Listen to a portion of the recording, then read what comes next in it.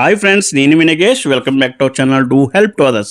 Friends, ఈరోజు మరొక important వీడియోతో మీ ముందుకు రావడం జరిగింది. అదేంటంటే తెలంగాణ రాష్ట్ర ప్రభుత్వం అభయహస్తం పేరిట ప్రవేశపెట్టిన 6 గ్యారెంటీలకు సంబంధించిన ఫాము దరఖాస్తు ఏ విధంగా మనం ఫిల్ చేయాలి, ఎలా సబ్మిట్ చేయాలి, దాంతోపాటు ఏమి ఇవ్వాలి డాక్యుమెంట్స్ అనేది నేను మీకు ఈ వీడియోలో ఎక్స్ప్లెయిన్ చేస్తా. అయితే ఈ ప్రజాపాలన పేరిట ఈ నెల 28 నుంచి వచ్చే నెల 6వ తారీఖు వరకు ఫస్ట్ షెడ్యూల్గా ఈ కార్యక్రమం అయితే జరగబోతుంది.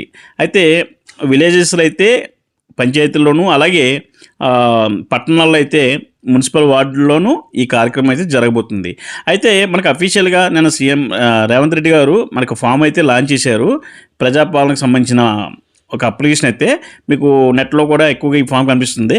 అయితే ఈ ఫామ్ మనం ఎలా ఫిల్ చేయాలి ఏంటి అనేది మనం ఇప్పుడు ఈ వీడియోలో చూద్దాం. సో ఫ్రెండ్స్, ఒకసారి మనకు కనుక ఈ ఫామ్ అయితే ఓపెన్ చేసినట్లయితే ఇక్కడ మనకు చూసినట్లయితే కనుక ఇది అఫీషియల్ ఫామ్ మాట. నిన్న ముఖ్యమంత్రి గారి చేత విడుదల చేయబడిన ఫామ్ ఇది. ఈ ఒక్క ఫామ్లోనే మనకి 6 గ్యారెంటీలకు సంబంధించిన స్కీమ్స్ అయితే మనకు కనిపిస్తాయి. మనకి ఏ స్కీమ్కి అయితే మనం అప్లై చేసుకోవాలనుకున్నాము అనేది అన్నీ ఇక్కడ టిక్ చేయవలసి ఉంటుంది. అయితే ఇక్కడ ఫస్ట్ పేజ్ మనం చూసినట్టయితే కనుక తెలంగాణ రాష్ట్ర ప్రభుత్వం అభయహస్తం అనేది ఇక్కడ హెడ్డింగ్ అయితే కనిపిస్తుంది. దాని కింద ప్రజాపాలన అని చెప్పి ఒక డేట్ ఇవ్వడం జరిగింది, 28 నుంచి వచ్చే నెల 6వ తారీఖు వరకు. అయితే ఇక్కడ మహాలక్ష్మి ఇలా అన్ని స్కీమ్స్ కూడా మీకు పేర్లు అయితే ఇవ్వడం జరిగింది. ఇక్కడ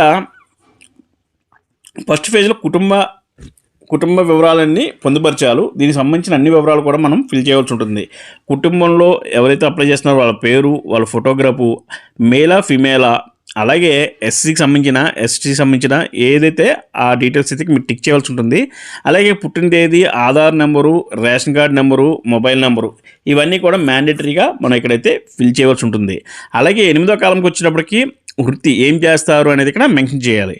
9వ కాలంలో కుటుంబ సభ్యుల వివరాలు, అంటే కుటుంబంలో ఎంతమంది ఉన్నారు, అలాగే వాళ్ళ పేర్లు, దరఖాస్తుదారుతో వాళ్ళకి ఏంటి రిలేషను అన్నీ కూడా అక్కడ పొందుపరచాలి. దాంతోపాటు వాళ్ళ మేలు ఫిమేల్ అనేది కూడా మెన్షన్ చేయాలి.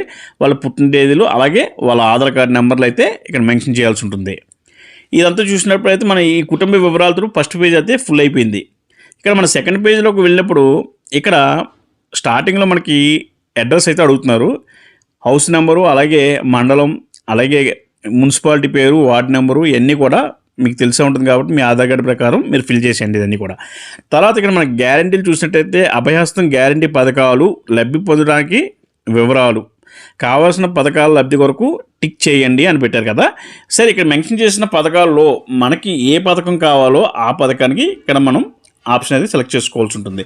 సపోజ్ మనం మహాలక్ష్మి పథకానికి సెలెక్ట్ చేసుకున్నట్లయితే కనుక ప్రతి నెల 2500 ఆర్థిక సహాయం అనేది మహిళలకు ఇస్తున్నారు. కాబట్టి ఒకవేళ ఈ పథకం కావాలంటే ఈ పథకం మీద క్లిక్ చేయండి. దాంతోపాటుగా 500 రూపాయలకి గ్యాస్ సిలిండరు, ఇది కూడా మనకి సబ్సిడీ రూపంలో ఇస్తున్నారు. కాబట్టి ఈ రెండు కూడా ఒకటే స్కీమ్లో వస్తున్నాయి, మహాలక్ష్మి పథకంలో వస్తున్నాయి. అయితే ఇక్కడ గ్యాస్ కనెక్షన్ నెంబరు, సరఫరా చేస్తున్న కంపెనీ నెంబర్, అంటే మీకు గ్యాస్ ఏజెన్సీ ఉంటుంది కదా దాని పేరు, సంవత్సరానికి ఎన్ని సిలిండర్లు యూజ్ చేస్తున్నారు అనేది కూడా మెన్షన్ చేయాల్సి ఉంటుంది. ఇది మహాలక్ష్మి పథకంలో ఇవ్వాల్సిన డీటెయిల్స్. దాని కిందకి కొంచెం స్క్రోల్ చేసినట్టయితే మనకి రైతు భరోసా పథకం అనేది ఇంకొక ఆప్షన్ అయితే చూపిస్తుంది. అయితే మహాలక్ష్మి పథకానికి కావాల్సినవి ఇవి. ఇక్కడ మరొక పథకం ఏంటంటే రైతు భరోసా పథకం. ఆ రైతులకు ప్రతి ఏటా ఎకరానికి 15,000 రూపాయలు చొప్పున గవర్నమెంట్ అయితే ఆర్థిక సాయం చేయాలనుకుంటుంది. అయితే మీరు రైతు ఆర్ కౌలు రైతు ఏదైతే అది ఇక్కడ టిక్ అయితే చేయవలసి ఉంటుంది. ఒకవేళ మీ పట్టాదారు పాస్ పుస్తకం నెంబర్లు ఇక్కడ మెన్షన్ చేయాల్సి ఉంటుంది. దాంతోపాటుగా మీరు సాగు చేస్తున్న భూమి వివరాలు, సర్వే నెంబర్లు, అలాగే ఎంత విస్తీర్ణంలో మీరు సాగు చేస్తున్నారనే డీటెయిల్స్ కూడా ఇక్కడ మెన్షన్ చేయాలి. దాంతోపాటుగా ఒకవేళ వ్యవసాయ కూలీలు అయితే ఏటా 12,000 వరకు వాళ్ళకి ఆర్థిక సహాయం అయితే అందుతుంది. అలాగే దాంతోపాటు ఒకవేళ ఉపాధి హామీ కార్డు మీ దగ్గర ఉన్నట్లయితే కనుక ఇక ఉపాధి హామీ కార్డు నెంబర్ కూడా ఇక్కడ మెన్షన్ చేయాలి. దాని కింద మనం ఇంకొక పథకం చూసినట్టయితే ఇందిరమ్మ ఇండ్లు పథకం. అంటే ఇందిరమ్మ ఇల్లు కింద మనకి ఇక్కడ పథకం అయితే ప్రవేశపెడుతున్నారు. ఎవరైతే ఇల్లు లేని అర్హులైన కుటుంబాలు ఉంటాయో వాళ్ళ ఇంటి నిర్మాణానికి ఆర్థిక సాయం అయితే చేస్తారు. దాంట్లోపాటు ఇక్కడ ప్రాణత్యాగం చేసిన అమరవీరులు ఉంటారు కదా, వాళ్ళకి 250 గజాల వరకు ఇంటి స్థలం అయితే గవర్నమెంట్ అయితే ఇస్తుంది. ఎప్పుడైతే ఎవరైతే అమరవీరులు అయ్యారో వాళ్ళ పేరు, వాళ్ళ అమరవీరులైన సంవత్సరం, వాళ్ళ FIR number, death certificate number ఇవన్నీ కూడా మెన్షన్ చేయాలి. తెలంగాణ ఉద్యమంలో పాల్గొన్నారంటే ఒకవేళ పాల్గొంటే ఎస్ అని పెట్టాలి, లేదా నో పెట్టాలి. ఒకవేళ జైలుకి వెళ్ళినట్లయితే జైలు పేరు, స్థలం, శిక్ష సంబంధిత వివరాలు అన్నీ కూడా ఇక్కడ మెన్షన్ చేయాలి. ఇంకా గృహజ్యోతి పథకం చూసినట్లయితే కుటుంబానికి ప్రతి నెల 200 యూనిట్ల వరకు ఉచిత విద్యుత్తుని మెన్షన్ చేశారు. ఇక్కడ మీ నెలసరి గృహ విద్యుత్ వినియోగం 0 నుంచి 100 యూనిట్లు ఉంటే అది టిక్ చేయండి, 100 నుంచి 200 యూనిట్లు ఉంటే ఇది టిక్ 2 ఆప్షన్ సెలెక్ట్ చేయండి. అలాగే 200 యూనిట్ల పైన ఉంటే 3 ఆప్షన్ అయితే సెలెక్ట్ చేసుకోండి. దాని తర్వాత గృహ వినియోగ విద్యుత్ మీటర్ కనెక్షన్ కన్నడ అదే మీటర్ నెంబర్ ఇవ్వండి. అక్కడ మీ కరెంట్ మీటర్ నెంబర్ ఉంటుంది కదా, అది ఇవ్వండి. ఇక్కడ చేయూత పథకం అని ఇంకో లాస్ట్ ఆప్షన్ అవుతుంది. దాంట్లో కూడా ఏమంటున్నారంటే చేయూత పథకం కింద నెలకి 4,000 రూపాయలు చొప్పున దివ్యాంగుల పెన్షన్ 6,000 పొందేందుకు ఈ పథకం ఇస్తున్నారు. అంటే మామూలు వాళ్ళకేమో 4,000, వికలాంగులకేమో 6,000 వరకు ఇందులో అయితే ఇస్తున్నారు. ఒకవేళ దివ్యాంగులు అయితే టిక్ చేయండి. సదరన్ సర్టిఫికేట్ నెంబరు ఆల్రెడీ మీరు సదరన్ సర్టిఫికేట్ తీసుకుంటారు కాబట్టి ఆ సదరన్ సర్టిఫికేట్ నెంబర్ అయితే మెన్షన్ చేయండి. దాంతోపాటు ఇక్కడ ఒకవేళ వితరులు అయితే ఇక్కడ వితంతువుల, చేనేత కార్మికుల, వృద్ధాప్య పెన్షన్, గీత కార్మికుల ఇక్కడ మీ ఆప్షన్ ఏదైతే అది సెలెక్ట్ చేసుకోండి. చూసారు కదా, ఇక్కడ ఇచ్చిన అన్ని పథకాలకు సంబంధించిన వివరాలు అయితే మనం ఫిల్ చేయాల్సి ఉంటుంది. ఇందులో మనం దేనికైతే అప్లై చేసుకోవాలనుకుంటున్నామో ఆ పథకానికైతే అప్లై చేసుకోవాలి. ఇవన్నీ ఫిల్ చేసిన తర్వాత తప్పులు లేకుండా ఇక్కడ మాకు డాక్యుమెంట్స్ అయితే ఎన్క్లోజ్ చేయాలి అని చెప్తున్నారు.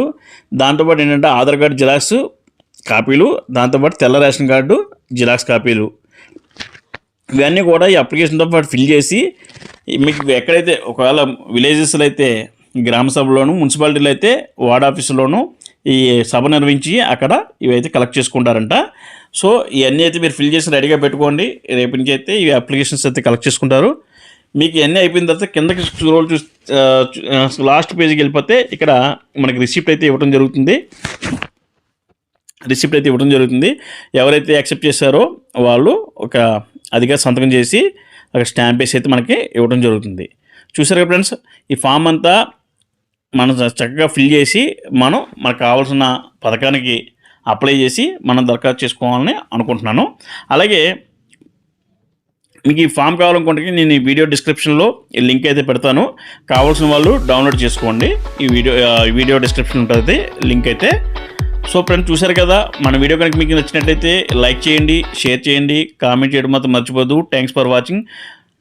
సబ్స్క్రైబ్ చేసుకోండి. మరిన్ని మోర్ ఇంట్రెస్టింగ్ వీడియోస్ అయితే నేను అప్లోడ్ చేస్తాను. Thanks for watching.